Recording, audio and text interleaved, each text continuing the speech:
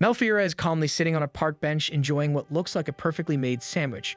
She eats with such satisfaction that it catches the attention of an older man passing by. Melfiora lifts the basket of food and offers to share. The man eagerly accepts and takes a generous bite, and his eyes light up immediately. The flavors are so rich and well-balanced that he blurts out that he could eat it forever. However, when he casually asks about the meat, Melfiora calmly replies that it's made from backhorn. At that moment, his expression shifts. Backhorns are known as dangerous monsters filled with lethal poison. Realizing what he's just eaten, the man abruptly vomits. He can't comprehend how anyone, especially a noblewoman, would consume something so deadly, unless she's the very person he's heard rumors about.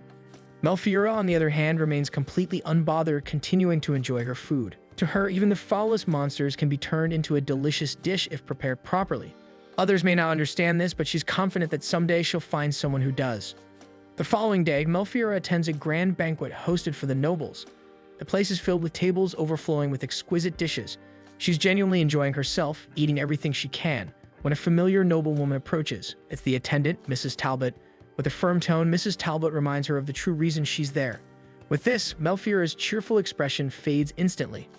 The real purpose of the banquet is to celebrate the bountiful harvest and allow nobles to test the season's offerings. More importantly, it serves as a social gathering for the nobles to meet potential partners. As the daughter of a count, Melfiora is expected to find a suitable fiancé there.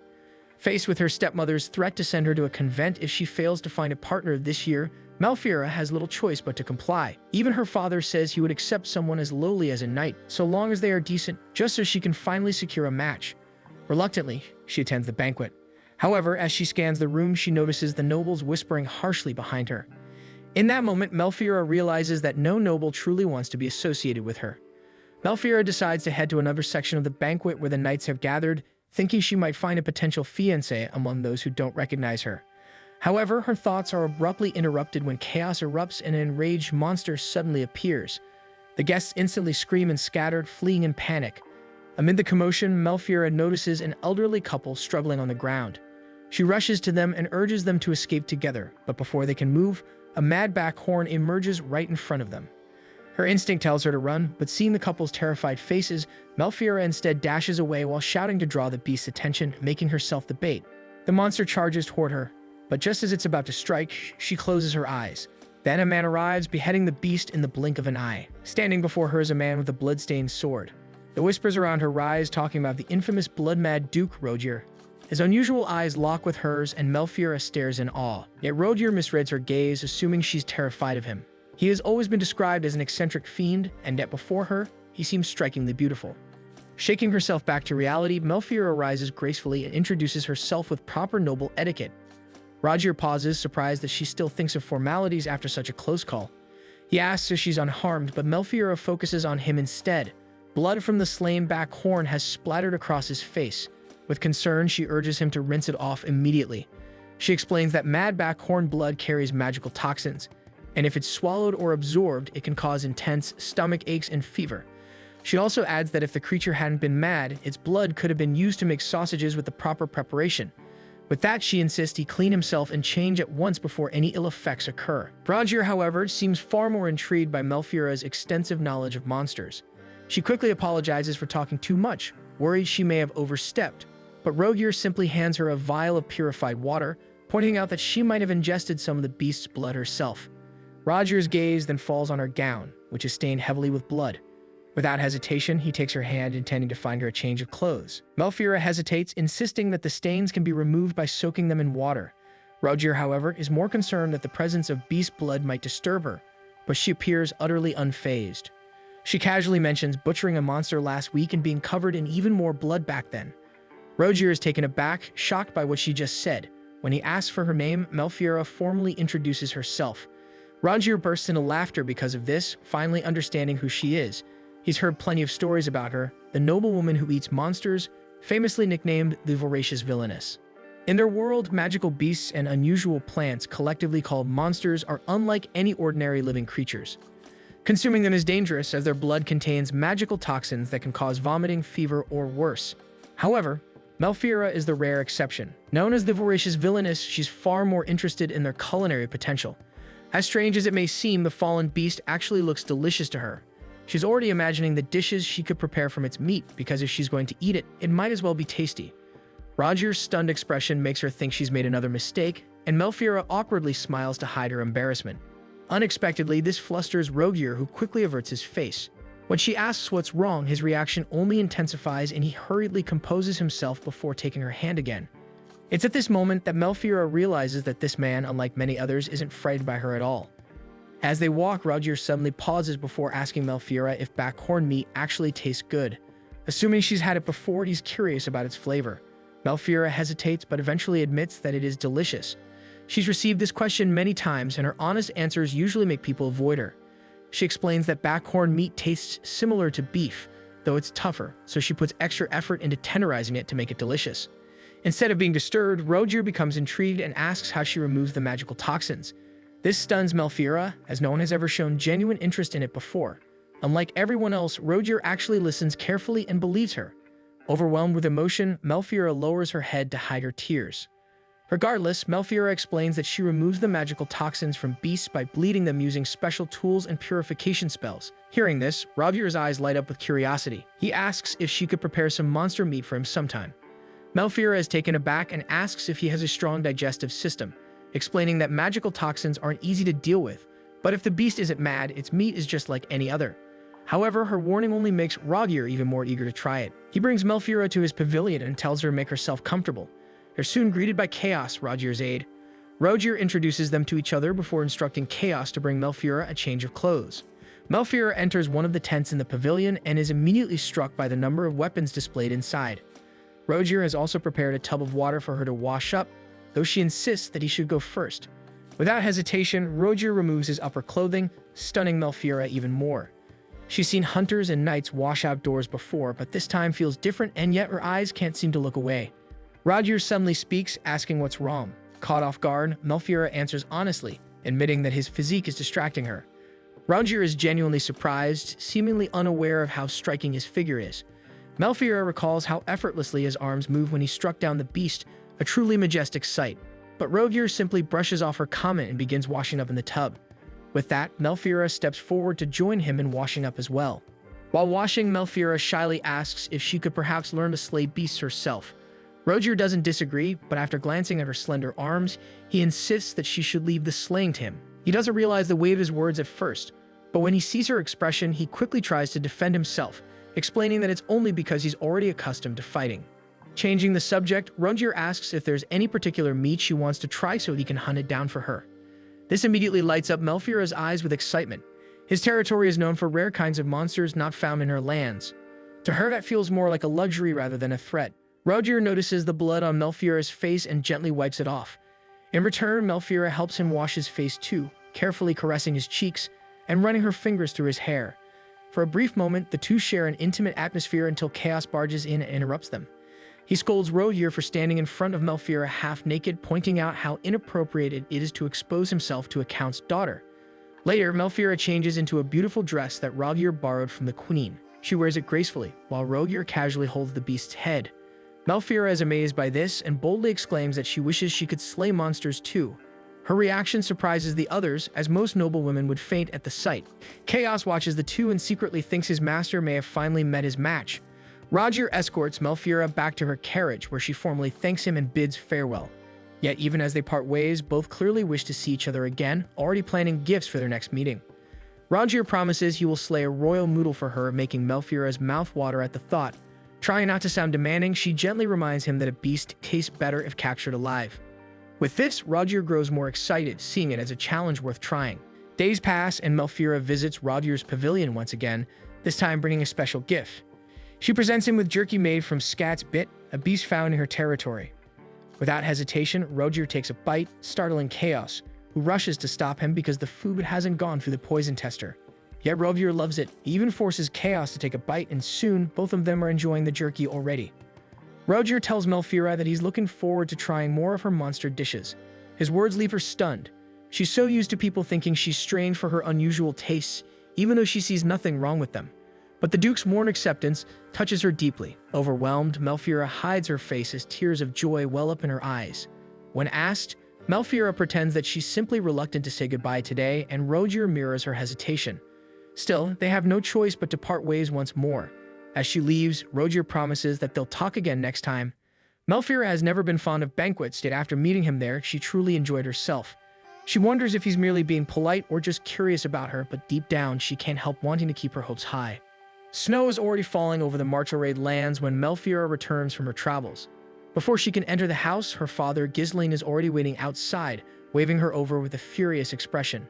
She assumes he's angry because she failed to find a suitable fiancé, but Ghislaine reveals he received a letter from Rogier, formally asking for her hand. Melfira initially thinks he's simply asking for her help, but Ghislaine clarifies that it's a marriage proposal.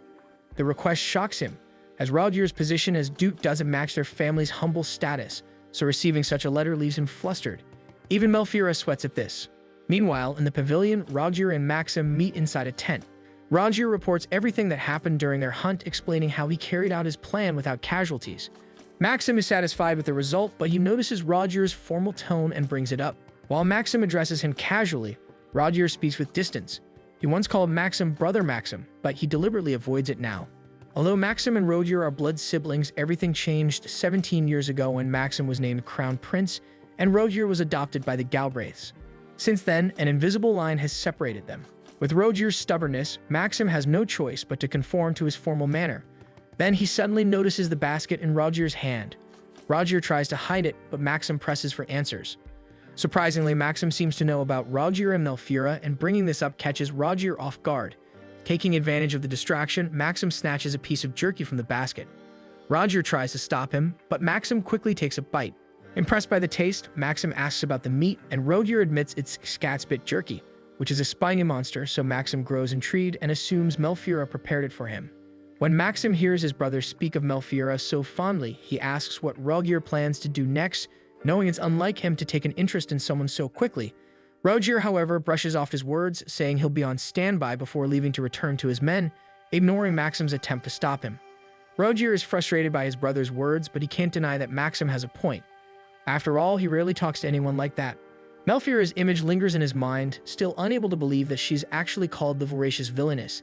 He remembers the way she fearlessly shielded an elderly couple at the banquet. Deep down, he knows she has managed to captivate him completely. Chaos and several men soon approach Rogier to report that the Backhorn's habitat is now under control. Pleased with the news, Rogier also relays Maxim's orders, but Chaos seems more curious about whether Melfira will attend their future banquets. Rogier notices his teasing and immediately suspects Chaos of telling Maxim about her, though Chaos quickly denies it. Left alone, Rogier's thoughts drift back to Melfira. He remembers how she didn't believe him at first. The tears in her eyes reveal how accustomed she is to being pushed away. With that, he makes a vow, promising he'll never let her wear that expression again. Meanwhile, back at home, Melfira still can't believe they received a letter from Rogier. Ghislaine informs her that it arrived 7 days ago, delivered by a messenger riding a blaze eagle encased in a luxurious jewel bearing the Galbraith crest. Hearing this, Melfira regrets not seeing the magnificent bird herself, and even her father admits how beautiful its feathers are before steering the conversation back to the proposal. Ghislaine wants to know exactly what happened between her and the Duke at the banquet. Melfira recounts everything honestly, but Ghislaine remains unconvinced, as it was only their first meeting after all. As she reads the letter again, Melfira doubts the sincerity of Rogier's words, suspecting there must be another motive behind his sudden proposal.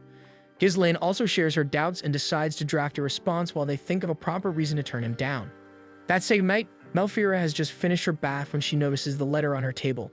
She reads it again, admiring the Duke's name, but her thoughts quickly return to her father's words. It was only their first meeting, and perhaps their excitement over monster meat had carried them away. Then a thought sparks in her mind, realizing Rogier likely has no one to share his fascination with monsters and has no one to talk to about them. Since Melfira enjoys eating monsters, she can imagine the connection he might have felt between them. Suddenly, the letter in her hand begins to glow. It starts by recalling their encounter at the banquet and mentions his subordinates trying the jerky she made. But in the final line, he writes that he will visit her on the 18th of the month of Sirius. Melfira and Ghislaine exchange confused glances upon reading this, realizing that the said date is already tomorrow. Going back to her room, Melfira feels flustered, though she still doubts Rogier's true intentions. Yet with their meeting scheduled for tomorrow, there's no point in worrying too much. Seeking comfort, she holds the framed photo of herself with her mother from when she was younger. Speaking to it as if her mother were there, she tells her about Rogier's proposal and wonders whether the Duke will appreciate the viability of all types of meat, just as her mother once had. Her thoughts drift back to those childhood days watching their family lands with her mother. The land was cold and barren, and her mother had asked her for help. It was then that Melfiora inherited her mother's research. Even though the world has yet to recognize it, she works tirelessly, hoping one day it will. The next day, her stepmother Celia knocks on Melfiora's door and finds her still unprepared. Melfiora fumbles for excuses, though the truth is she hasn't even woken up until Celia arrived. Celia walks in and inspects the room before scolding Melfiora for neglecting her appearance after being told to find a fiancé, calling it a disgrace to her noble title. She also brings up Rogier, warning that despite his high birth, he is infamous as a violent, bloodthirsty, blood-mad duke. Then suddenly, cries of dragons fill the air. Melfiora rushes to the window and sees a flock of dragons soaring across the sky. Looking closer, she realizes Rogier has arrived, riding his dragon along with a few of his men. As they speak briefly from the window, Celia orders Melfiora to shut it immediately, but she refuses. Instead, she tells Rogier to wait in the pastures in the north, where they will have their formal discussion about his marriage proposal. Without hesitation, Rogier departs and Melfiora, after closing the windows, remains stunned and flustered, hiding her face behind the curtains to conceal her reaction. So many thoughts and admiration run through Melfiora's mind that she almost doesn't notice Celia calling her repeatedly. Her stepmother explains that she isn't feeling well and wants Melfiora to inform Ghislaine for her. Though Melfiora wishes Celia would stay for the discussion about the marriage proposal, Celia insists on leaving, claiming her father's permission is enough. She even makes harsh remarks about Rogier, finding it improper that he arrived on a dragon, but Melfiora cannot accept her insults. Before Celia leaves, Melfiora boldly declares that she will accept the Duke's proposal, leaving her stepmother to storm off in fury. Later in the pasture, Melfiora finally meets Rogier and they catch up, though she can't help feeling self-conscious about her appearance. Chaos also soon arrives, apologizing for the earlier confusion and sudden visit, explaining that Rogier could no longer wait for her response. As the three continue to talk, Rogier suddenly becomes serious and admits he is curious about one thing. With this, he holds Melfiora's hair intently and inspects it, wondering why it is so soft and fluffy, even though Melfiora thinks it is simply a mess. Then they decide to head over to Rogier's gift to her. Rogier points to a big sack that contains his gift. Melfiora finds it hard to believe, but the thing inside is actually a monster, just like Rogier promised in their last meeting. This instantly makes Melfiora beam with joy as she hides her face to keep her reaction from showing. She can't believe he actually brought one, so she thanks him wholeheartedly for his gift and even wishes to take a little peek at what's inside. With that, Rogier grants her wish, but the sack doesn't seem to be moving, so Melfiora assumes the monster is already dead. However, Rogier simply takes the cover off to let her see for herself. Inside is a royal moodle with sharp horns and majestic fur. But it's not just any other moodle, it is a golden one, which means after being eaten, it will be of good purpose too. Moodles are usually white monsters with horns and their pelts are highly prized. Golden moodles in particular are famous for their use in creating clothing, though their meat often goes to waste afterward. The one Rogier presents to her is fattened up for winter, and since it is a herbivore, she believes its meat will taste better than any other monster. As Melfiora shares her knowledge about the creature, Rogier looks impressed. He then takes her hand and places it over the moodle's heart. That is when she realizes the creature is still alive. Rogier has only put it to sleep using magic. Deep inside, Melfiora is already imagining the grand feast she can prepare using its meat. Despite her thoughts, she is overwhelmed with excitement, flustered, and unable to contain her joy, and she keeps thanking Rogier repeatedly. As Ghislaine and his men also arrive, the two parties begin to formally talk.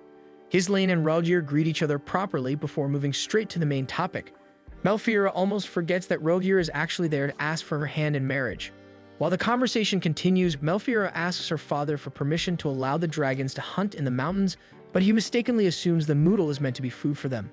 Unbeknownst to him, it is actually for his daughter. Ghislaine is surprised to learn that the Duke already knows about Melfiora's unusual taste for monsters, but Melfiora mentions that Rogier even wants to taste her cooking, so she would also like to open a research facility for him. Ghislaine hesitates for a moment, unsure about it at first, but Rogier suddenly speaks up. He explains that he understands Melfiora's habits and is fully aware of her reputation. Realizing Rogier is truly interested in Melfiora, Ghislaine is touched, but Rogier quickly speaks, explaining that they need to deal with the moodle before it wakes up. Only then does Ghislaine realize the creature is still alive.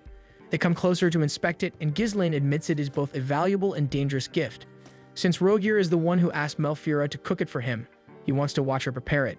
Ghislaine notices how fond Rogier is of her unusual hobby and grants his request, allowing his dragons to feel at home and ordering Melfiora to accompany Rogier to the research facility. They ride the dragons to reach the place, and since it is Melfiora's first time, she is thrilled by the experience. Rogier jokingly warns her not to eat his dragons, and Melfiora defends herself earnestly. Soon, the research facility comes into view below, so Melfiora orders Rogier to descend. Her voice, however, carries a hint of nervousness. It is her first time showing someone how she prepares monster meat, and this place is her late mother's research facility. As they approach, Melfiora reflects on her situation. If the dude truly accepts her, her father will surely feel relieved. Determined, she decides to let Rogier see everything, and with that, she will also let him see the true reason behind her unusual taste for monsters. That quiet thought lingers in her mind, wondering how Rogier will react once he learns the truth. At the facility, Rogier immediately notices the magic circle with ancient language carved into the floor. Melfiora explains that the circle was originally created by her mother, but she made some improvements to it as well. This will also be where they begin processing the monster. As Rogier studies the inscriptions, he realizes that the circle is designed to allow Melfiora to absorb the magical toxins from monsters. However, he can tell that this circle alone isn't powerful enough to fully extract everything. Melfiora leads him deeper into the facility, where she retrieves another tool she uses, a cloudy quartz that extracts both magical energy and blood. Rogier is impressed by how exquisitely crafted it is, but that's not all. Once Melfiora channels her magic into it, the quartz appearance begins to change gradually. Then, Melfiora makes a bold request to Rogier. She wants to see the decapitation technique he once used on monsters again. Outside, the golden noodle is already laid out in the magic circle, and Melfiora prepares to begin her ritual. However, handling such a massive beast can be challenging, so she asks for the knight's assistance. Rogier raises his hand to signal them, and the men quickly rush to the noodle to start dehairing it. Rogier explains that his knights are not only responsible for subjugating monsters, but also for collecting their pelts, horns, and claws for resources. In fact, shaving fur is one of their specialties, so they manage to finish dehairing the noodle in no time. Melfiora then places her hand on the golden fur collected from the noodle, but more than anything, she's thrilled by the thought of the different dishes she'll be able to create using the royal noodle's flesh. At the same time, Rogier prepares to decapitate the monster. But before he can act, Melfiora recites a prayer for the creature as her way of showing respect for its precious life. She then uses the magical language to activate the circle, and only then does she allow Rogier to move. Rogier swiftly draws his sword and, with a single blow, beheads the massive monster. As expected, Melfiora is astonished by his flawless swordsmanship. Afterward, Melfiora begins extracting the noodle's magical energy and blood. She uses the cloudy quartz and once again recites a prayer in the magical language. This time, the noodle's blood starts to levitate and flow into the quartz. As the liquid continues to pour in, Melfiora notices the sheer amount being absorbed. Cracks begin to appear across the quartz's surface due to the overwhelming volume. This startles her, as this has never happened before, but she can't stop the ritual now. Seeing her distress, Rogier immediately asks what he can do to help, and Melfiora instructs him to fetch another piece of cloudy quartz. Rogier acts swiftly, replacing the cracked one with a new one. With this, Melfiora regains confidence that she'll be able to finish the extraction. She then recites her final prayer, channeling her magic until everything is fully absorbed into the quartz. However, the ritual drains much of her strength, and she nearly collapses, but Rogier moves in time to catch her. Afterward, the knights inspect the noodle's body. They expect it to look disheveled after such a powerful ritual, but to their surprise, it remains fresh and intact.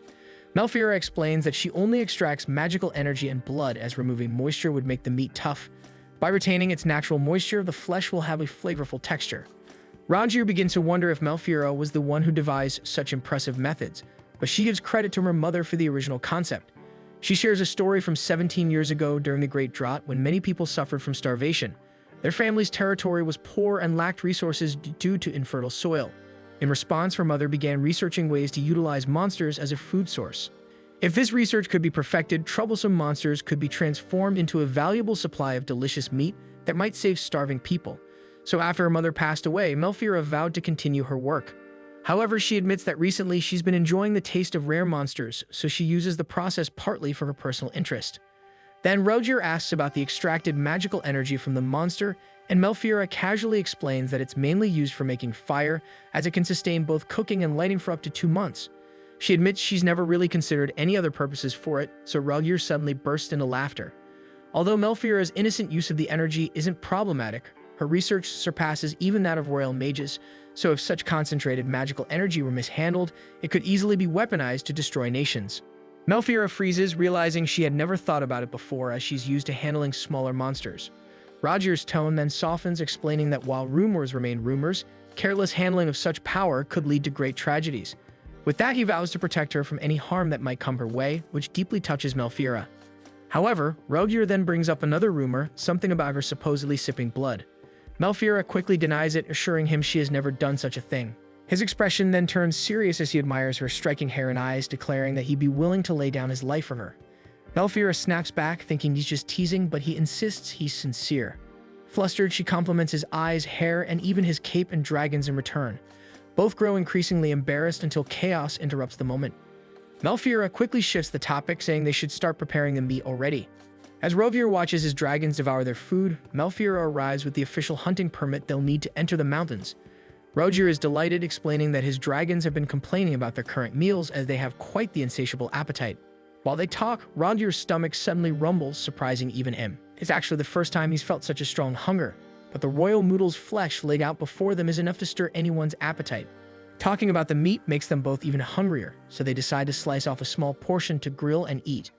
Naturally, they target the rarest and most prized cuts, so the two exchange a knowing smile, already anticipating their little taste test before the rest of the work begins.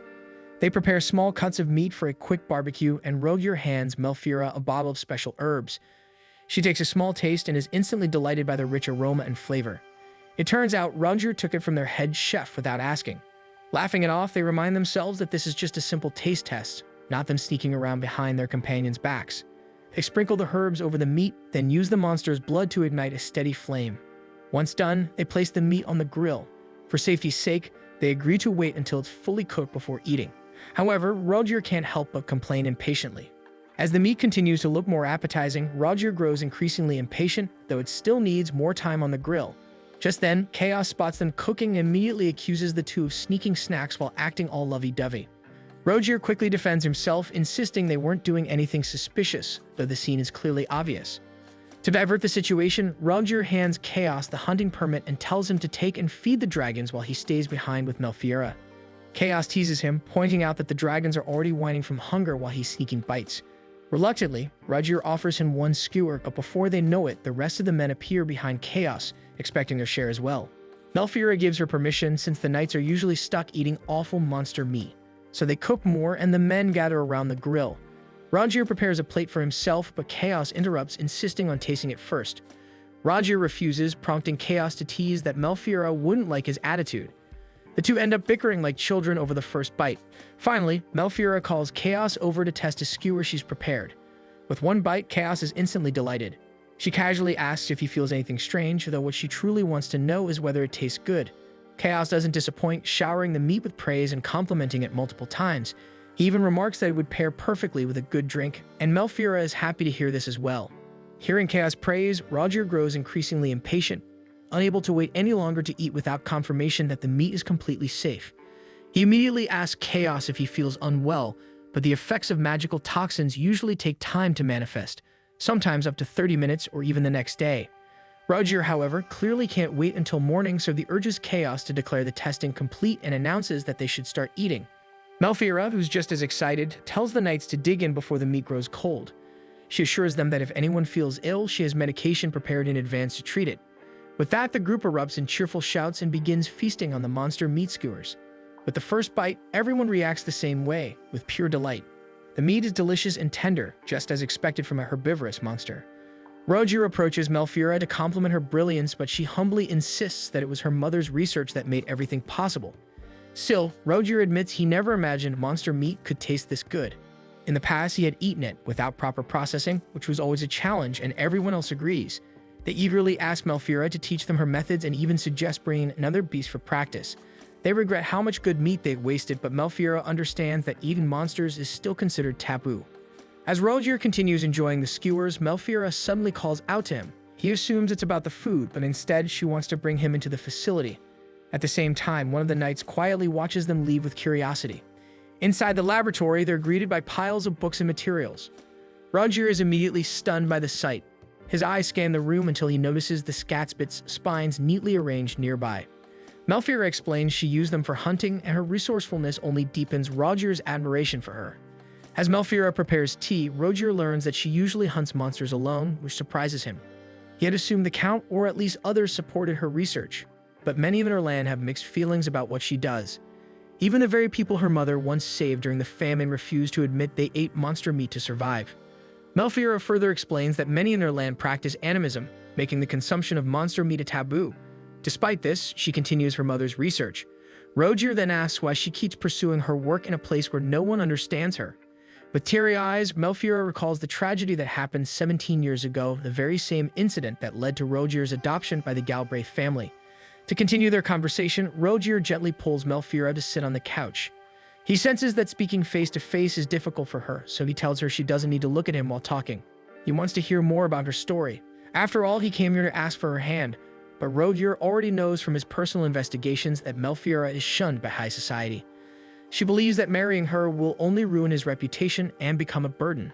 However, Rogier makes it clear that he doesn't want her to give up her research. Instead, he invites her to continue it freely within his household, where she would have full support. Melfiora assumes he's merely curious about her work, so she offers her assistance, but Rogier interrupts, saying the only thing he truly wants to know is how she feels about him.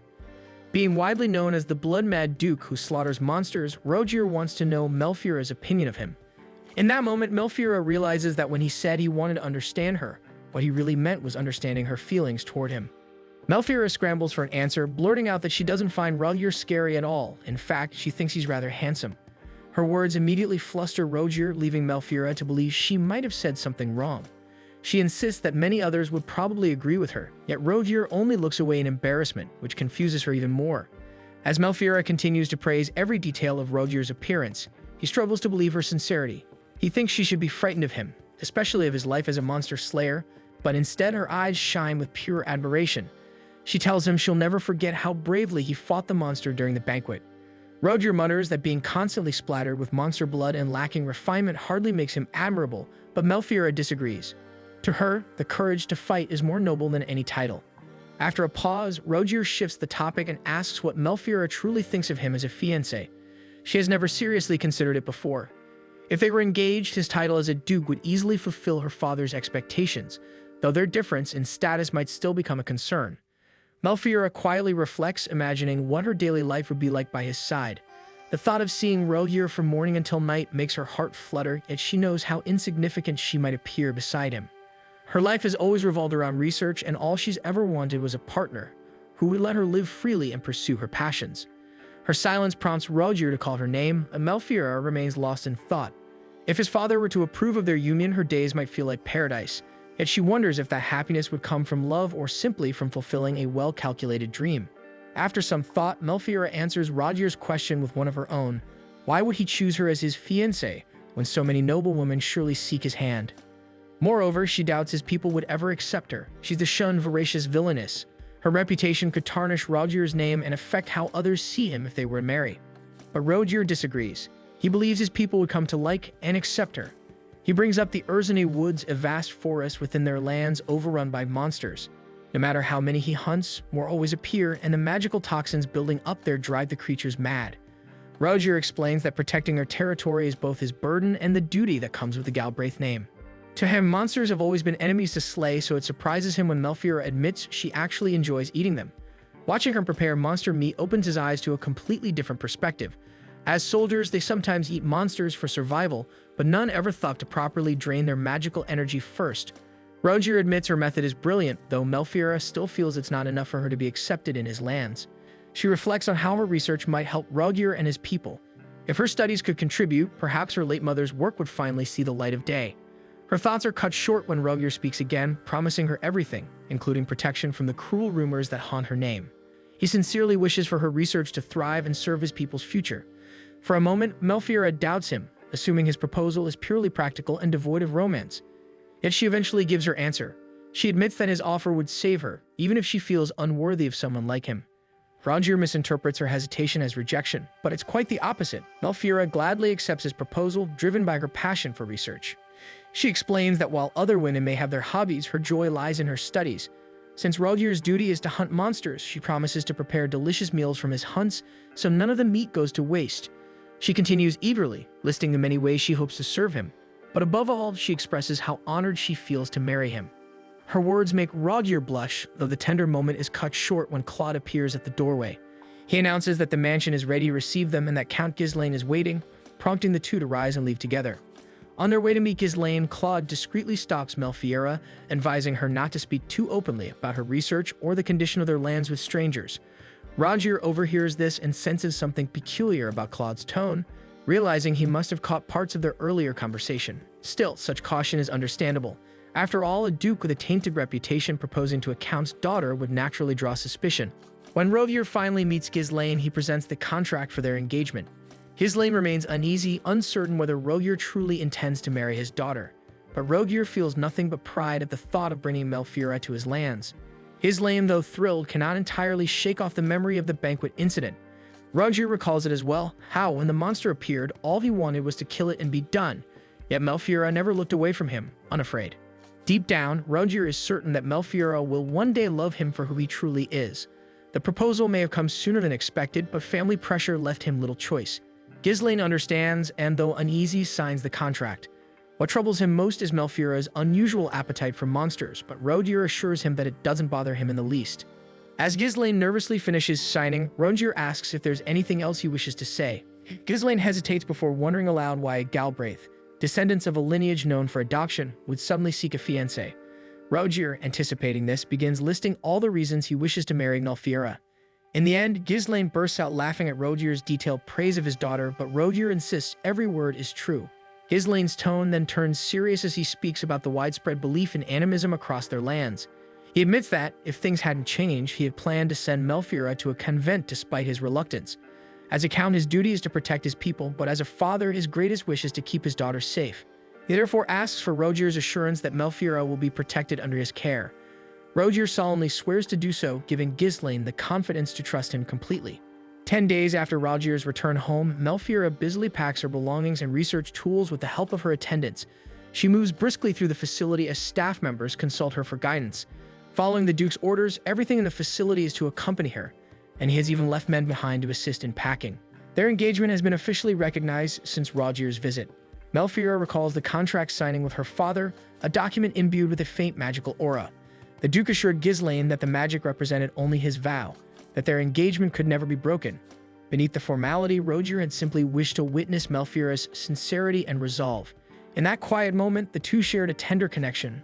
Though their betrothal was formalized, Ghislaine had one final request, a secret he did not wish Melfiera to know. Rogier soon learned the truth. It was Ghislaine himself who spread the rumor that Melfiera consumed monsters, crafting her image as the voracious villainess to protect her from those who might exploit her research. Ghislaine admitted his intentions, and Rogier firmly asked that he no longer act that way in the future. In the present, Melfiera examines the contract again, feeling its strange power when Mullen interrupts to report on the cargo awaiting transport. She gives him clear instructions and sends him off. With everything ready, Melfiera finally feels prepared to depart for the Galbraith's lands. Still, she wonders if other engaged couples move in as quickly as they do. Rogier reasons that Melchior's winters are long and he cannot afford to delay. He also wants her to acclimate to their climate and adjust to life with his family.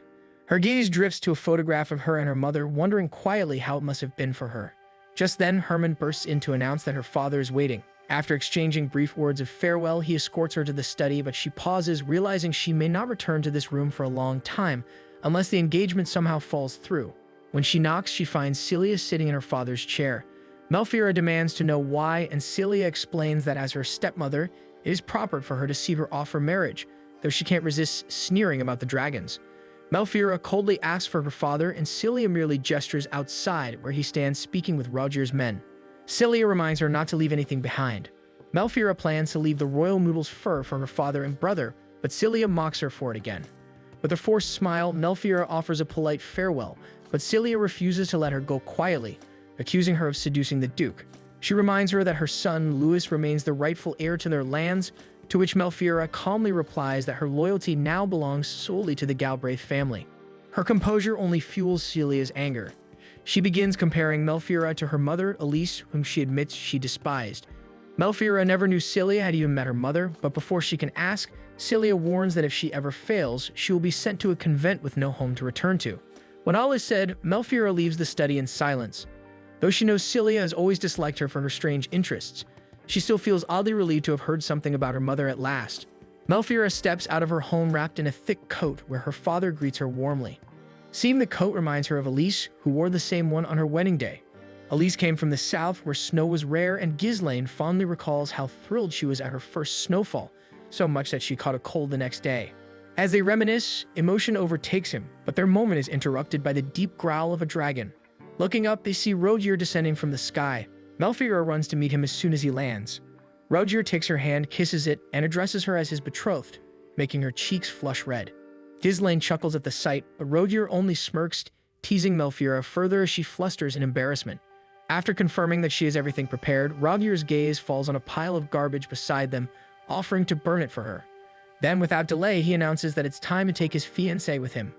Ghislaine watches as Rogier helps Melfiora climb onto the dragon.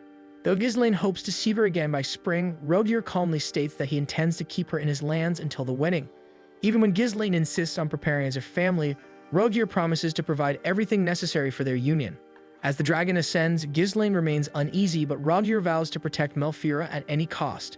His eyes flick to the pile of rubbish below, and with a single motion of his hand, he ignites it into flame, startling everyone. Claude protests that it's too much, but Rogier merely smiles and invites him to join his men if he wishes. Claude refuses firmly. The flames surge higher, burning bright like fireworks, a radiant symbol of the new life the two are about to begin together. Those left behind in the martial raid home panic as the blaze spreads, while Rogier and Melfiora continue soaring through the skies. Though Melfiora feels a pang of longing for home, she can't deny her excitement for what awaits her in Rogier's land.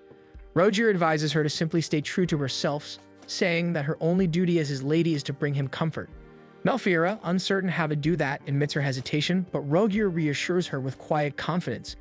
He promises that she'll have complete freedom to pursue her research, even offering to capture monsters for her experiments, a suggestion that delights her. His men, too, seem eager for her cooking again, still remembering the dishes she made with the royal noodle. Listening to Rogier speak, Melfiora realizes just how kind and thoughtful he truly is. As the hours pass, the sky deepens into a warm crimson. Rogier glances at her hair, remarking how its color mirrors the glow of sunset. Embarrassed, Melfiora denies it, but Rogier insists it's even lovelier when it shimmers with light, just like when she activated her magic circle back then. He then gently pats her head, leaving Melfiora utterly flustered. When night falls, Melfiora notices the soft luminescence from the dragon's horns, their glow allowing the riders to see each other even in the dark. She wonders if people on the ground can see those lights too, perhaps mistaking them for falling stars drifting across the heavens. The thought makes her smile. After several hours of flight, it finally arrived at the port town of Avner, a place under the king's rule. The real destination, however, is Fort Rittard near the border, where they often rest during long journeys.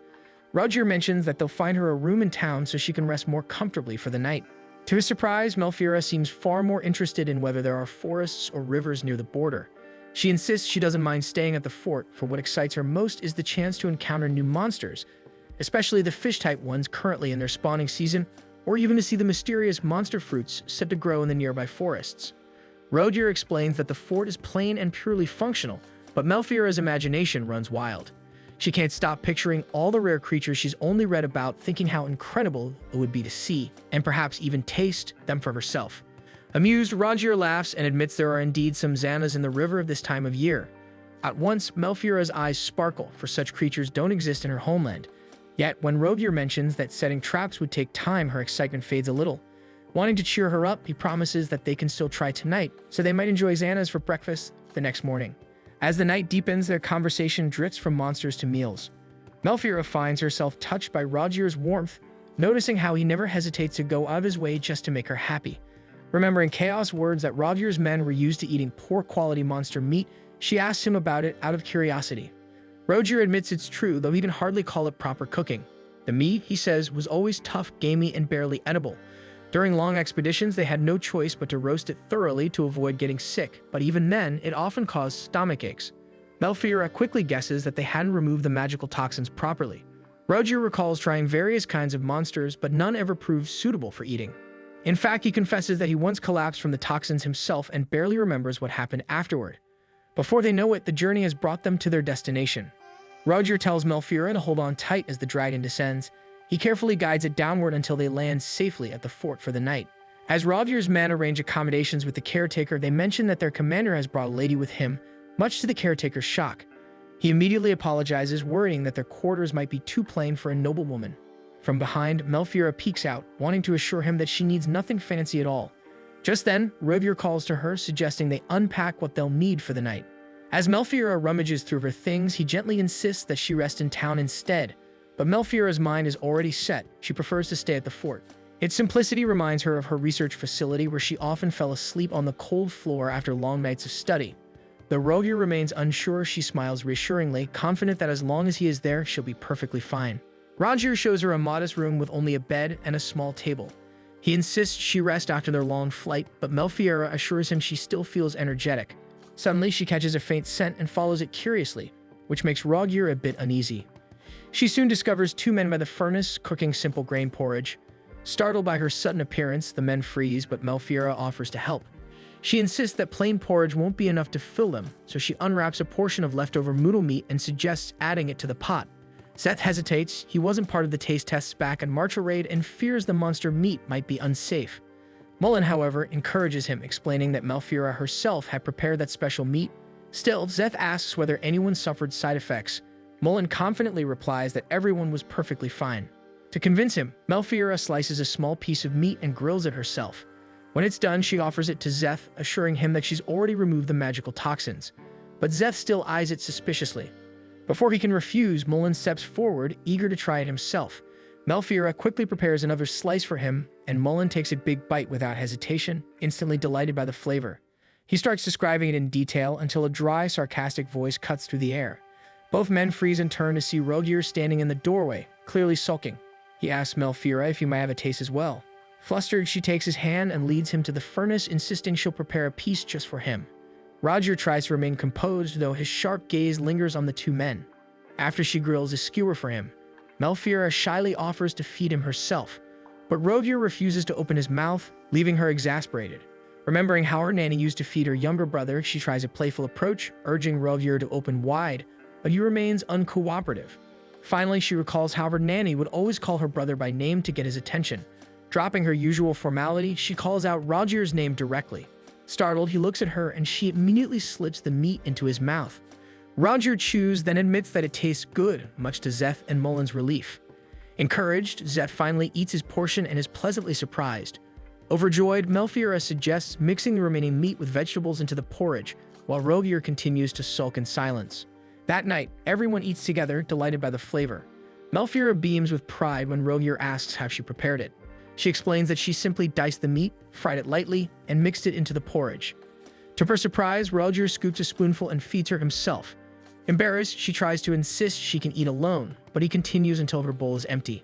As they talk, Rogier tells her she should address him less formally, just as she did earlier.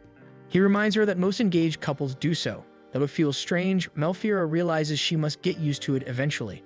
Her cheeks redden as she repeats his name, and Rogier, amused, suggests she give him a nickname instead. After thinking for a moment, she shyly chooses to call him by his second name. At once, Rogier's eyes glimmer faintly, and he quickly turns away to hide them. Alarmed, Melfiora calls for help. When Mullen rushes in, Rogier explains that he merely lost control of his magic for a moment. Melfiora is still shaken, wondering if it was caused by the monster meat she fed him. But Mullen reassures her it happens because Rogier's body stores more magic than most people can handle. Once he releases some of it, he'll feel fine again. Rogier agrees, saying it's perfect timing since he plans to use that energy to catch Xanos tomorrow. Even so, Melfiora can't shake her worry. Mullen's explanation reminds her of her mother's illness, how an excess of magic power could turn toxic. She remembers her childhood vividly, her mother, often feverish, bedridden from the burden of her own strength. Though her mother called it a frail body, Melfiora later learned the truth. Her mother's incomplete magic circle prevented her from fully purging magical energy from monsters. The excess built up inside her, poisoning her from within. Still, Melfiora remembered the beauty of her mother's magic, the way her hair glowed, her eyes shining like jewels whenever she performed a ritual. That brilliance had inspired Melfiora to follow in her footsteps. Over the years, she discovered that humans, being physically weaker than monsters, couldn't survive such magical overloads. Their bodies broke down long before their minds could go mad. Back then, she had been powerless to save her mother, but now she vows to complete her mother's research and use it to protect Rogier. When morning comes, Melfiora awakes in her room wrapped snugly in Rogier's coat. The last thing she remembers is pacing anxiously, worrying about his condition. Blushing, she realizes he must have found her asleep on the floor and carried her to bed. She immediately goes looking for him and finds him calmly sipping coffee. When she checks on him, Rogier assures her that he's perfectly fine. Without warning, he pulls her gently into his arms, making her cheeks flush scarlet. He presses his forehead to hers to prove he has no fever, and Melfiora feels her heart race, only to notice his skin is cold as ice. Roger admits with a smirk that he got drenched in the river. Remembering his promise to catch Xana's for her, guilt floods through Melfiora. She asks again if he's truly alright, but Roger insists he is. Trying to help, she wraps his coat around him again to warm him. Roger then proudly tells her they caught something she'll love. Still worried, she hesitates, but he pulls her closer, teasing that they should just go out like that to stay warm. Melfiora can only blush deeper, wondering why Roger has suddenly grown so comfortably spoiled around her. Melfiora discovers that the Xana's Roger captured is still alive, trapped, and swimming inside a metal net. Excited, she decides it's time to cook it. Though she tells Roger to rest, he insists on helping, saying that just being by her side already makes him feel better. His words fluster her, and when he hugs her from behind, reminding her they're engaged and she should get used to it, Melfiora can only cover her face in embarrassment. Fortunately, Szeth suddenly walks in, giving her a reason to escape, though Roger still doesn't let go, leaving Szeth awkwardly greeting them both. After gathering everyone, Melfiora cheerfully announces that they'll be cooking the Xanas. The men are stunned, but Roger looks genuinely excited. Melfiora also explains she wants to batter and fry it, so she asks someone to fetch oil and flour, and Szeth volunteers without hesitation. After a few minutes of preparation, Melfiora is ready to begin her ritual. This time, she plans to use magic circles drawn on pieces of oil paper, which Roger finds brilliant. She decided to use this method, knowing that drawing on the soil wouldn't work since the Xanas would only wet it. Before sunrise, Roger instructs his men to remove the Xanas from the metal net, and they quickly follow his orders. He reminds them how dangerous the Xanas can be, warning that one wrong move could result in broken bones. Despite his instructions, Melfiora's eyes sparkle with excitement as she watches. After a few pulls, the Xanas is almost out of the water. The group continues until it is finally fully lifted from the net. Roger and Melfiora step closer to examine it, and Melfiora can't hide her awe as it's both gigantic and magnificent. Roger explains that this Xanas must be 7 or 8 years old, and because it's their spawning season, they're particularly aggressive. Melfiora realizes that the photos and textbooks don't do it justice. Its massive teeth make her instinctively think it could tear off a limb in one bite, so Roger warns her not to get too close. Roger suddenly illuminates his hand with magic, preparing to behead the Xanas. However, Melfiora points out that they should stun it first since it's a fish. She tries to wield the sword specially forged by the Galbraith blacksmith, but it proves too heavy for her to even hold properly. Though she intended to do it herself, it's impossible. Seeing this, Roger takes the sword from her, reassuring her that he will handle the dirty work, just as he promised back at their betrothal, and Melfiora agrees. As Roger steps forward, he admits he's never killed a fish before, so he asks Melfiora to guide him. She gladly complies, explaining her plan. First, she wants to blind the fish, knowing they stay still when it's dark. She covers its eyes with a cloth, and it immediately stops thrashing. Next, she instructs Roger to stab behind the eye and twist the blade. Confident that a single blow will suffice, she encourages him to go ahead, and Roger follows her directions. With precision, the blow lands exactly where she instructed. However, killing the Xanas proves harder than expected, as the creature is tough. Melfiora instructs Roger to twist the blade once the cloth is removed from its eyes, but he struggles to do so until finally blood spills and the fish dies. With the killing complete, it's now Melfiora's turn to extract the magical toxins from the creature. She lays out the magic circles drawn on oil paper and begins her ritual. As always, she starts by paying respect to the monster, offering a quiet prayer before reciting the incantations in the magical language. Slowly, both the magic circles and Melfiora herself begin to glow as the magical toxins are drawn out.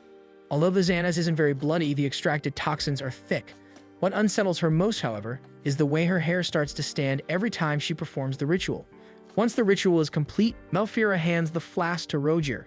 After assessing the Xanas, she decides it's safest to remove the head, tail, and scales, wanting to learn how to do it herself so she won't trouble Roger every time she asks him to teach her. Roger laughs while tapping her head and tells her not to hold back, as he will always help her gladly, pointing out that he enjoys cooking monsters with her, and Melfiora feels the same way. Looking back on her past, she's always handled such tasks alone, but this time, Roger and his men are assisting her, which gives her joy. Melfiora instructs the men to remove the head and organs of the Xanas, prompting Roger to once again ask for her guidance. Patiently, she explains each step in detail. Though the angle is challenging, Roger raises his sword, his eyes glowing with magic, and with a single strike, he cleanly beheads the fish. Excitedly, she calls for Mullen to take a look, proudly pointing out Roger's flawless work. Mullen quickly agrees, admitting that even as a fellow man, he's always admired the Duke's swordsmanship. Roger suddenly appears behind them, curious about what they're discussing, and Melfiora admits they were praising his skill, making him flustered. Seeing his reaction, Melfiora can't help but laugh softly. As the first light of dawn breaks, Melfiora instructs the men to remove the organs next. Since both the head and organs are inedible, she asks Rogier to dispose of them. Without hesitation, he raises his hand and channels his fire magic, burning the remains. Mullen watches proudly and explains that Rogier personally developed this spell to help people safely dispose of monsters' remains. Now that the sun is fully up, it's finally time to cook. But because the kitchen inside the fort is too small, they decide to work outdoors instead. Melfiora agrees, pointing out that it will also make cleaning easier. She then asks if anyone knows how to skin a fish, explaining that the Xana's flesh is softer than most beasts, so she'll need to slice it off carefully. Ambry volunteers, saying he handles delicate furs daily and is confident he can manage. With that, Melfiora instructs Ambry to begin skinning and slicing the fish. He works carefully as he removes the thick skin and neatly portions the meat. Before long, they are left with clean, soft fish flesh. Melfiora immediately notices how well he did and praises not only Ambry, but all the men for their impressive teamwork. She even hesitates to chop the beautiful cuts, knowing how much effort Ambry put into them, but he only tells her not to worry. Mullen, clearly excited, urges her to continue, so Melfiora proceeds with her cooking plan while everyone eagerly listens. Melfiora begins by heating 2 large pots of oil, one hotter and the other cooler, planning to fry the Xanas in 2 stages. Rogier also wants to help, so Melfiora assigns him to watch over the hotter pot. She then mixes flour, water, and a blend of spices to create the batter.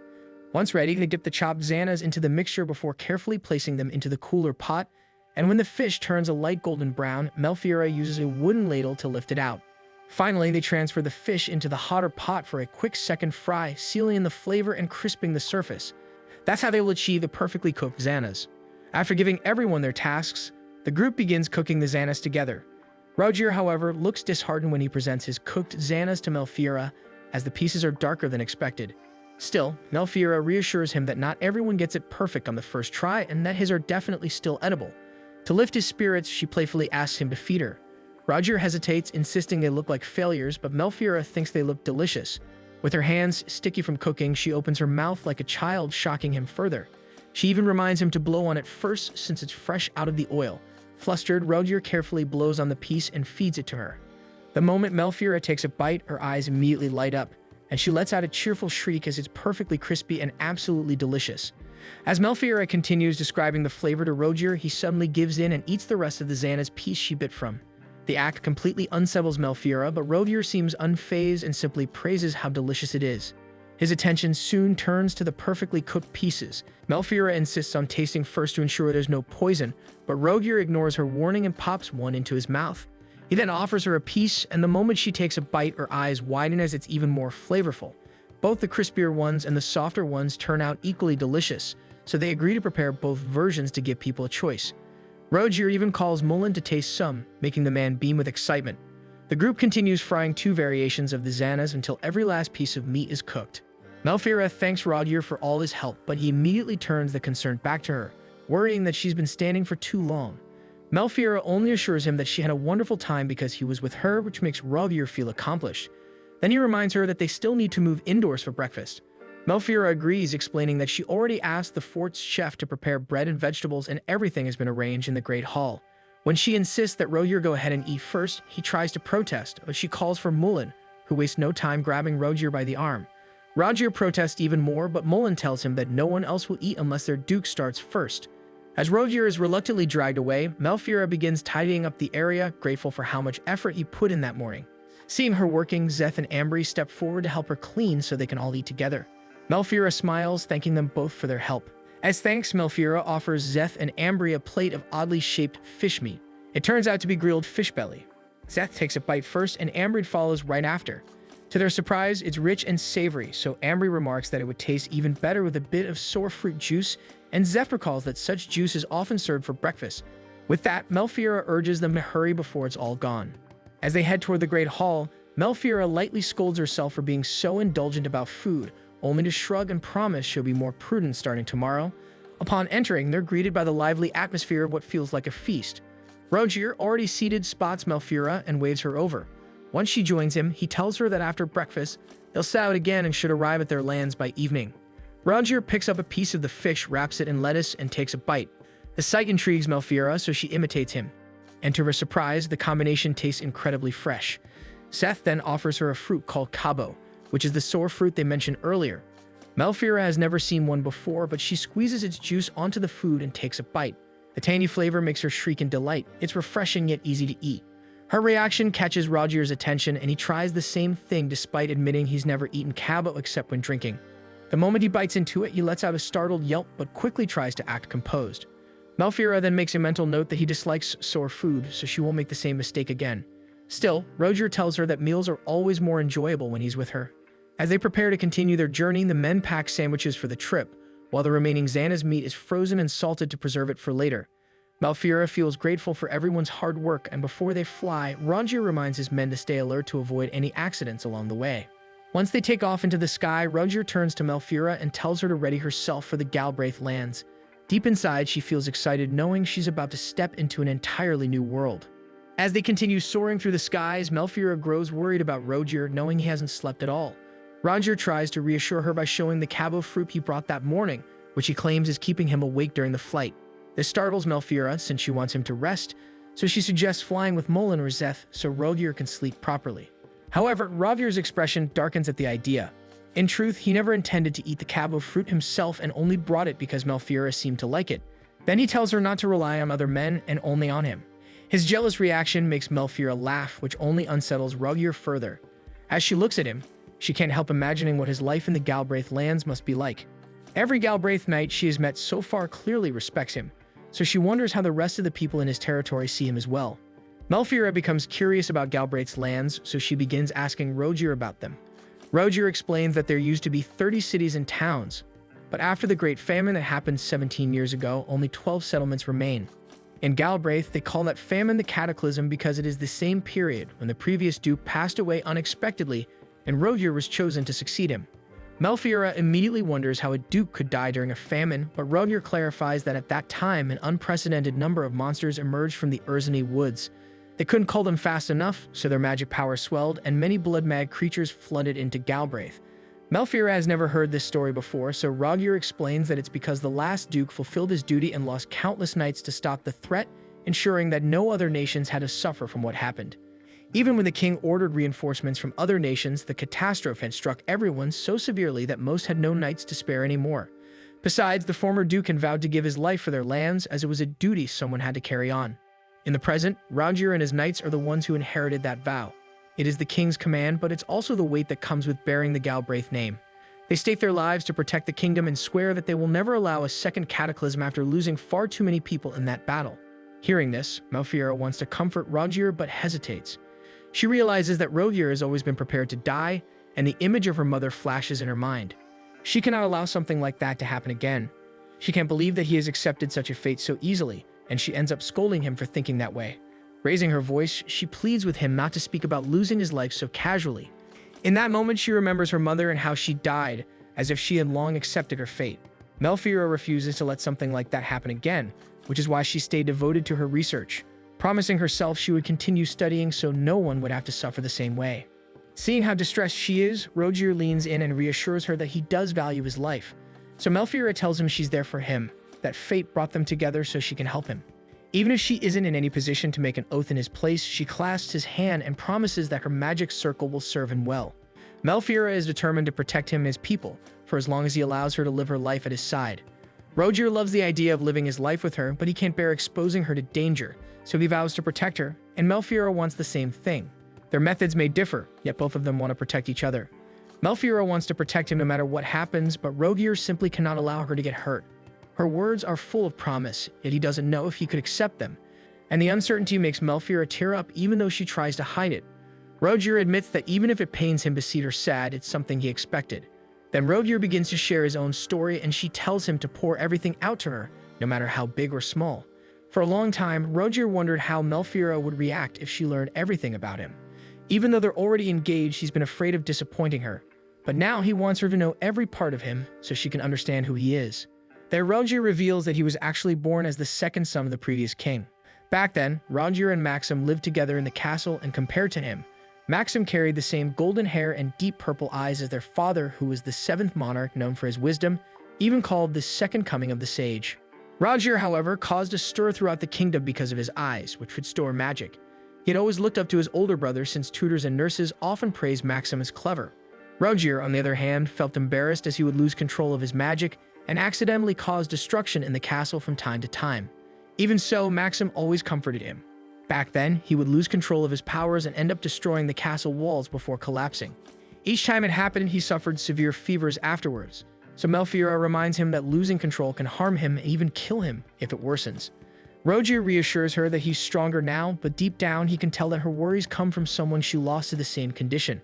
He assumes it must be her mother, yet he chooses to wait until she's ready to share it herself.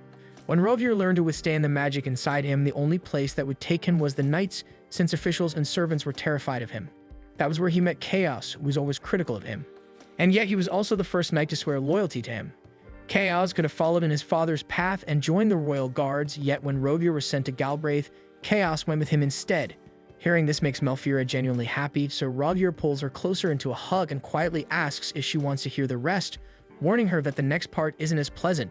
Melfiora immediately guesses he means the Great Famine, but she hesitates, knowing it is one of the kingdom's secrets. Rogier, however, assures her that it's alright since their engagement has already been approved by the king. Even he still finds that surprising since he never intended to marry anyone until he met her. To prevent any disputes, the former king appointed Rogier as the next Duke of Galbraith, while his brother inherited the throne. At that time, the kingdom was already weakened by drought and famine, and the nobles were on the brink of rebellion, so they had no other choice. However, some nobles wanted to name Rogier the crown prince and send him across nations to expand their territory under a magically powerful ruler. Because of this, an internal conflict broke out between the factions that supported and opposed him, dragging Rogier into the center of it all. During the battle, Chaos' father was killed, and Rogier happened to overhear the servants whispering about food shortages and the appearance of monsters. Hearing that, Rogier felt compelled to act, so he immediately ran to his brother and told Maxim that he would become the Duke of Galbraith so Maxim could take the throne, explaining that he didn't want a tragedy like this to strike again. With that, Maxim could only hug him, moved that Rogier was thinking of such things at such a young age. Although it pained him, Maxim accepted the path laid out for them. He marched straight into the courtroom where the nobles gathered and announced that he would be the next king, while Rogier would serve as the new Duke of Galbraith.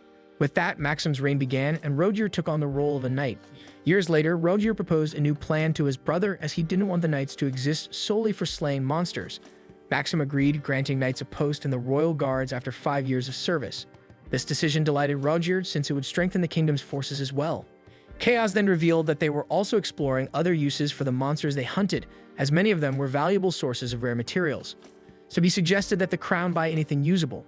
To their surprise, Maxim accepted the proposal immediately, and they sealed the agreement. Although Rogier believes Maxim approved the plan simply because they are brothers, Melfiora finds it brilliant, especially since Galbraith's lands are overflowing with monsters the knights have to exterminate regularly. Rogier agrees as well, knowing this abundance is exactly why he continues hunting to protect his kingdom. He declares that he is preparing himself, because if another cataclysm ever arises, he will be ready to lay down his life. However, Melfiora stops him mid-sentence, insisting that they should focus on preventing another cataclysm from occurring instead. Rogier never imagined that might be possible, but Melfiora insists the monsters are increasing and someone has to put an end to it. She is clearly distressed by how willing Rogier is to sacrifice himself, so she wants to complete her research on extracting magic from living creatures, believing it can prevent the monsters from going mad and attacking people, and he might not have to risk his life anymore.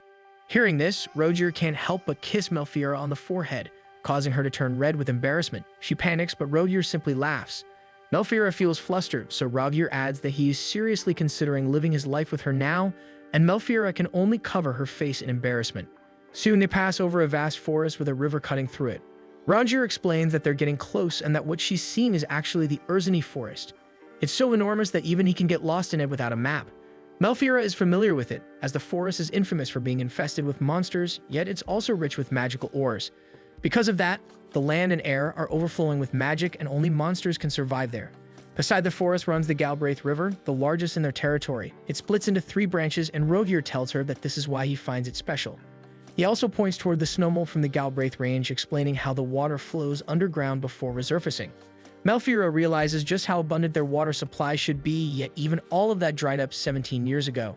This makes her think that if such water could disappear, her own homeland would never have survived a famine that severe. She wants to ask Rogier how a drought like that could occur, but Rogier cuts in first, warning that her sitting position is dangerous, prompting her to turn around. At that moment, Rogier receives a message from his men. A flock of fawns is approaching from behind. When they look back, A massive swarm of bird-like monsters is closing in, their numbers rising from 200 to 800, so Relvier immediately moves to the front. Eric and Zeth also volunteer to join him, and the three arrange themselves and prepare. Malfira feels the danger as there are now at least 600 Forns speeding toward them. Roger tells the knights to close their formation as tightly as they can and hands Malfira a pair of air goggles, telling her that this is what life in Galbraith is like. Malfira grows curious, so Roger explains that Forns use acceleration magic to hunt in flocks, though it's rare for them to attack groups of travelers. As fascinated as she's watching them, she also doesn't want to be eaten by them. When the monsters begin closing in, Roger tells her to brace herself. He releases his power, and their flight suddenly surges forward. Malfira immediately recognizes it as acceleration magic, but within seconds, they're flying so low that she realizes they're about to crash into the ground. Good thing Roger accelerates just in time for them to avoid crashing. Malfira is so scared that she tries to divert her thoughts by wondering if these monsters are carnivores and starts imagining whether their meat would yield tasty juices, even thinking about all the different dishes she could make from them. However, her thoughts are cut off by their screeching, making her realize these creatures could eat them long before she ever can. The birds continue to pursue them even as Roger speeds up. Roger initially plans to take the rear, but with Malfira riding with him, he switches to a fence. His knights react immediately, using magic to drive the birds away, while Roger warns Malfira that they need even more speed. Roger's eyes light up again as his magic wells up, and they surge faster than before. The wind becomes so cold and sharp that Malfira has to bow her head. She assumes Roger has stopped his shielding spell so he can focus on accelerating. The men keep firing at the birds, but their accuracy drops with the growing distance and speed. Worse, the creatures are far too many. These monsters shouldn't even be chasing them at all, so the knights are convinced something is off. Seth suggests landing at a nearby fort to confront them, but Roger refuses. He insists they push toward the defense line instead. At his words, Malfira realizes they're avoiding engagement because of her. The dragons are also forced to carry her belongings, so she feels guilty about it. Then Malfira suddenly gets an idea. Her bags are packed and could easily explode if torn open. These will make perfect distractions if thrown toward the birds. She calls out her plan to Roger, but he immediately refuses. Instead, he tells her to stop talking before she bites her tongue at their speed. When she demands to be put down so they can engage, Roger refuses that as well. Instead, he pulls her close and whispers that there are knights waiting at the defense line, so she only needs to endure a little longer. Roger's reassuring smile calms her, yet she knows his magic isn't limitless. She forces herself to think of another way to help, but with their targets constantly moving, attaching the paper-based magic circles to them is nearly impossible. Offensive spells aren't her specialty either, so she needs to think of something else. That's when she remembers the cloudy quartz in her bag. She could use it to drain the bird's magic, but it's full of the Xanaz's blood. Her thoughts then drift back to Roger's warning about magical energy being powerful enough to destroy nations. Even so, a single quartz wouldn't be enough to take down the entire flock if she simply threw it. Then she recalls the fire spell Roger showed her. With that idea, Malfira grabs her ink as the swarm of monster birds closes in. She begins scribbling directly onto the cloudy quartz, drawing symbols of fire and explosives. She also writes Roger's name as part of it, though she struggles to remember his full name. At that moment, Malfira asks for Roger's full name, leaving him confused about why she would ask about it now. But she ignores his reaction and continues her work, as she knows a spell becomes more potent when the caster's name is inscribed within it. The last part of it should make use of blood, but licking it will be enough for now. So she presents the cloudy quartz to Roger and hurriedly tells him to lick it. Roger is stunned when he realizes she's using the Xanaz's stored magical energy combined with ancient script. Malfira urges him to activate it immediately so they can use it against the birds, but instead, Roger unexpectedly laughs, reading every symbol she scribbled. He gently pats her head, draws his sword, and adds a drop of his own blood to the quartz, and he thanks Malfira for her help. Roger begins activating his fire magic, and the quartz glows. He asks Malfira if she truly came up with the solution on her own, but she is too distracted by the small wound on his hand, promising she'll treat it afterward. Roger leans in, telling her he'll finish this quickly. Then he calls out orders to his men, commanding them to ascend high into the sky. Each knight is assigned a position, waiting for his signal. However, Roger instructs Mullen to stay behind. As the flock draws near once more, Roger tells him that he will serve as the decoy to break through the monsters using his acceleration spell. Mullen deems himself ready to be sacrificed, but Roger only smirks, assuring him he won't die. Seeing Mullen's hesitation, Roger explains his plan to throw the magical energy into the flock, and once Mullen completes his task, he must fly as far from them as possible. With that, he orders the others to ascend while he and Mullen remain. Mullen then faces back, charging straight toward the birds. As the birds swarm toward Mullen, Roger pours even more of his magic into the quartz to heighten its force. Only when Mullen breaks through the flock and ascends above them does Rogier hurl the quartz into them. It flies straight into a bird's open beak, and Melfiora anxiously thinks it failed, but Rogier remains calm while telling her to close her eyes. Seconds later, the monster releases a piercing scream before erupting in a brilliant explosion. The heat is overwhelming, but Rogier says this is only the beginning. Every spell she scribbled on that quartz is about to activate, which shocks her. Rogier, however, only laughs, teasing that she'll do just fine in Galbraith at this rate. Creating such a magic circle should be impossible, so Rogier promises it will be their little secret. Just then, the chain of explosions erupts, followed by one final blast so powerful that it leaves even the knights stunned. Rogier, however, only laughs in amazement at the sheer force of it. Mullen also approaches, shouting about how spectacular the blast was. Melfiora eagerly waves at him, but before they can speak further, another explosion rumbles through the air. Melfiora can't help thinking about those poor birds that are most likely burned already after all that fire. As they resume their flight, Melfiora still can't believe what she's done. Yet Rogier simply praises her quick thinking, reminding her that it was what saved them all. She never imagined magical energy could be used as a weapon, as her interests have always leaned more toward cooking and eating monster meat alone. But now she finally understands just how dangerous it can be. That thought prompts Melfiora to quietly ask Rogier if he thinks her research is taboo. Rogier immediately reassures her that, in his lands, no one would rebuke her for it and she's free to devote herself to her craft. He also adds that magical energy isn't used solely for weapons. In fact, it can be used as fuel for ovens, just like she has always done back home, assuring her that there's nothing to worry about. They can even test it in Galbraith, where people typically use flint or magic to start fires. Besides, the region endures long winters, so the light produced by magical energy would be incredibly helpful. Hearing this, Melfiora brightens and suggests dividing the energy into small portions to distribute to the people. Rogier assures her that they would be delighted to receive it, and the idea that her research could ease people's lives puts her heart at ease. Looking back, no one in Martelraid ever cared about her research, so everything she produced needed to be disposed of or released naturally.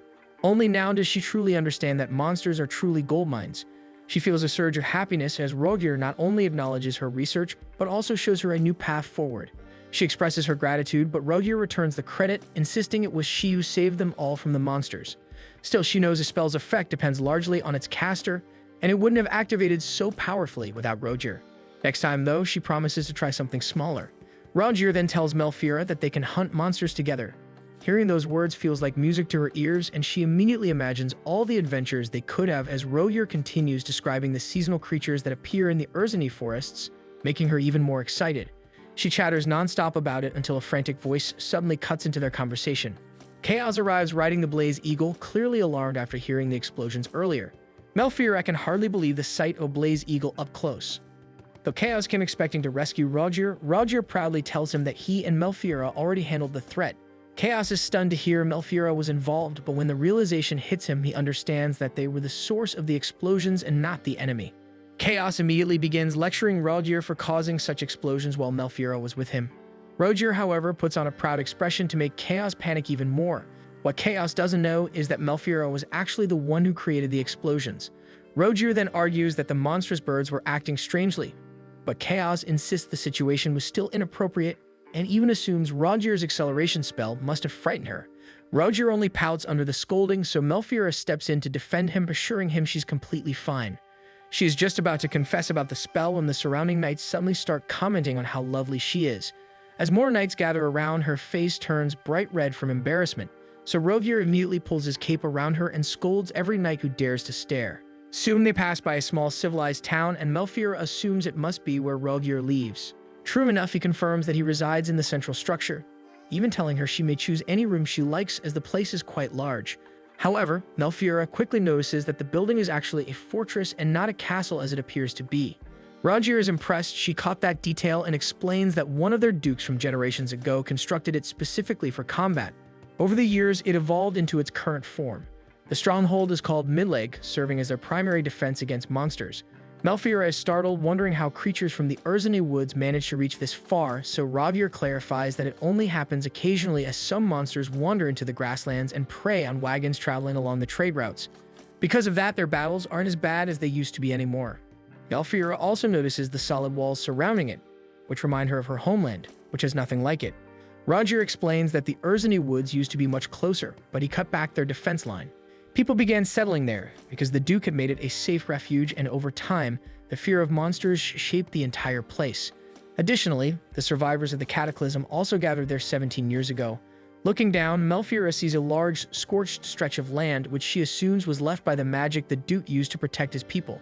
Rogier notices the concern on her face and assures her that their living conditions are much better now, so she has nothing to worry about. As they near landing, Mullen catches up and casually chats with Melfira, which makes Rogier a bit jealous. With that, he orders him to go ahead and instruct the knights to open the military gates. Mullen follows and the gates begin to rise. Chaos enters first, so Rogier tells him to take Melfira's belongings inside before proceeding through the gate. Rogier explains that a magical barrier still surrounds the town, so they must enter from below. Melfira is stunned, so Rogier adds that the barrier consumes a large amount of magical energy and can't be maintained continuously. It must have received news about the bird attack earlier, which is why the barrier is active now. Then light spills over their faces as they finally arrive in town. Melfira scans the surroundings, seeing people waving up at them, and she waves back. Now she has finally reached the place Rogier protects, Midleg. Thanks for watching. Make sure to subscribe so you don't miss new episodes every week.